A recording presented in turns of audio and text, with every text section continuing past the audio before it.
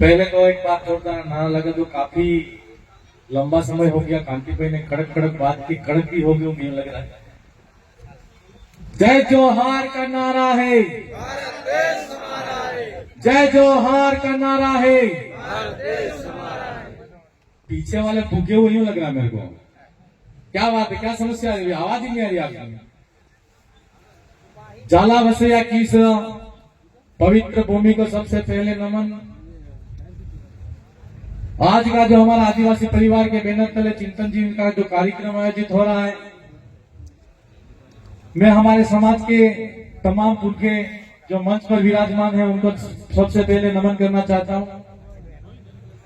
साथ ही इस कार्यक्रम को इतना अच्छा तरीके से आयोजित करने वाले तमाम आदिवासी परिवार के तमाम योद्धा जिन्होंने ये सोचा कि इस क्षेत्र के अंदर एक चिंतन शिविर होना चाहिए, आदिवासी समाज के हक अधिकार की बात होनी चाहिए। मैं पूरी टीम को, तमाम वॉलेंटियर्स को और आप सब गांव गांव से आए हुए तमाम मेरे युवा साथी, बड़े बुजुर्ग, मेरी बहनों, मैं सबसे पहले तो आप सबको मेरी तरफ से और मेरी विधानसभा की जनता की तरफ से बहुत बहुत धन्यवाद जोहार अर्पित करता हूं। साथियों, बहुत सारी बातें आप सबने सुनी है, बहुत सारे वक्ताओं ने बात कही है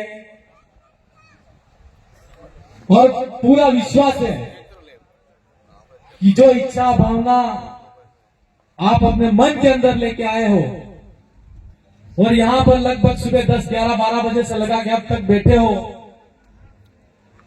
तो निश्चित तौर पर ऐसा लगता है कि मन के अंदर एक परिवर्तन की एक आंधी आपके अंदर चल रही है और आने वाले समय के अंदर यह परिवर्तन होकर रहेगा।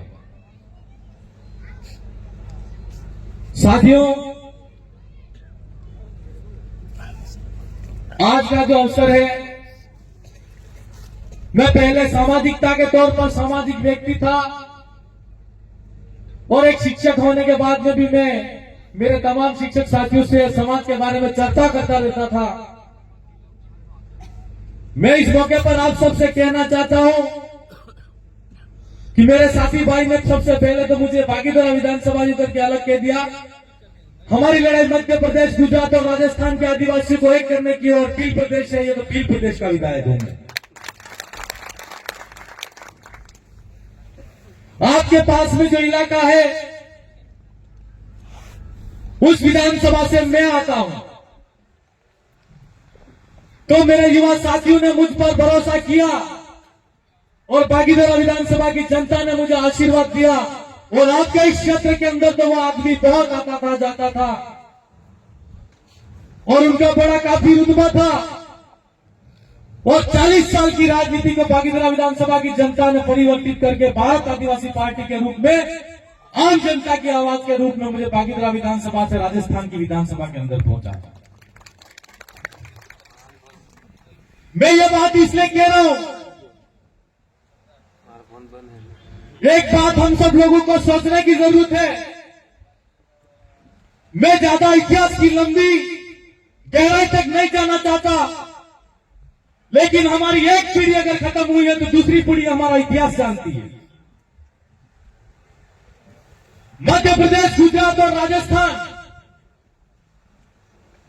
और यहां से लगा के इन तीनों राज्य का एक आस्था का केंद्र के रूप में मानगढ़ डांग है। उस मानगढ़ डांग का इतिहास मैं आपके सामने कहना चाहूंगा कि इस देश की सारी राजा और महाराजाओं की रियासतों को एक किया जा रहा था और मध्य प्रदेश, गुजरात जैसे राज्य के भारत देश के अंदर सारे राज्य बनाए गए और 1913 के अंदर जो लड़ाई हुई, मध्य प्रदेश, गुजरात और राजस्थान के आदिवासी वहां पर थे। गोविंद गुरु महाराज ने हमारे आदिवासी समुदाय को एकता की जड़ पर लाने का काम किया और मानगढ़ की पहाड़ी को इकट्ठा किया। संघ सभा के माध्यम से पूरे आदिवासियों में जन जागरण करने का काम किया।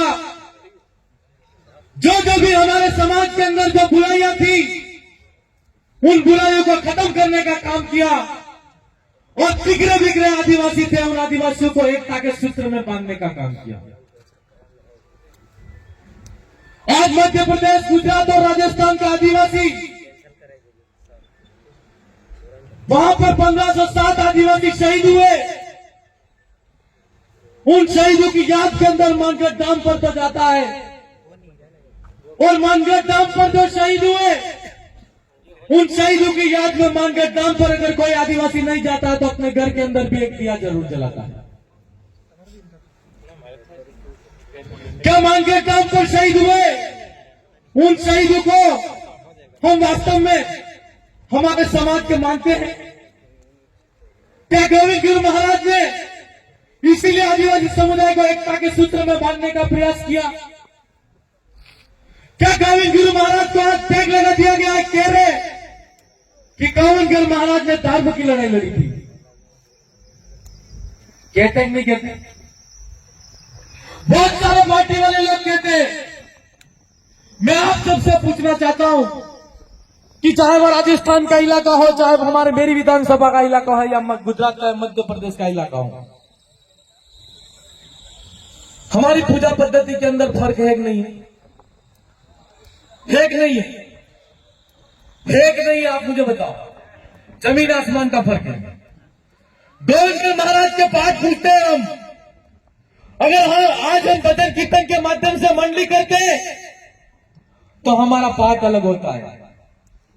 हमारे घर के अंदर अगर किसी की मौत हो जाती है तो उसकी शांता, आत्मा की शांति के लिए अलग पाठ होता है। होता है कि नहीं होता है? उसके अंदर और हमारे अंदर परिवर्तन है कि नहीं है?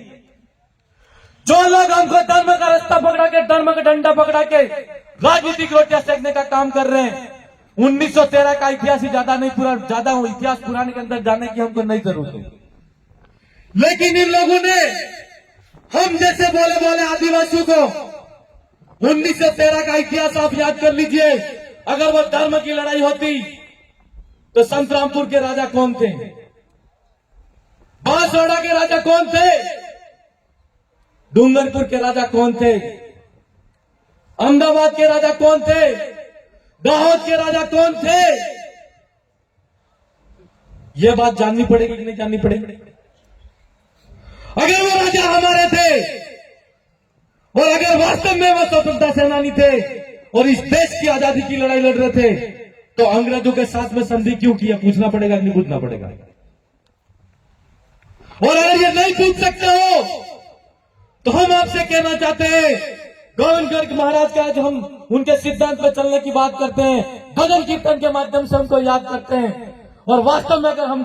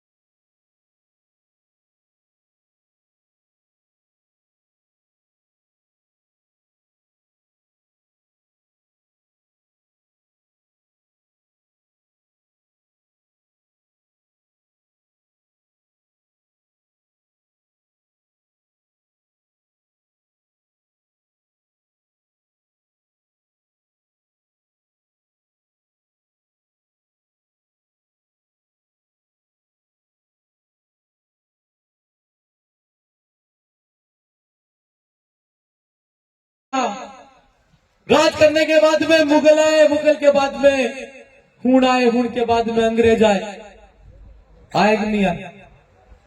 ये मैं थोड़ी कह रहा हूं, इतिहास कह रहा है।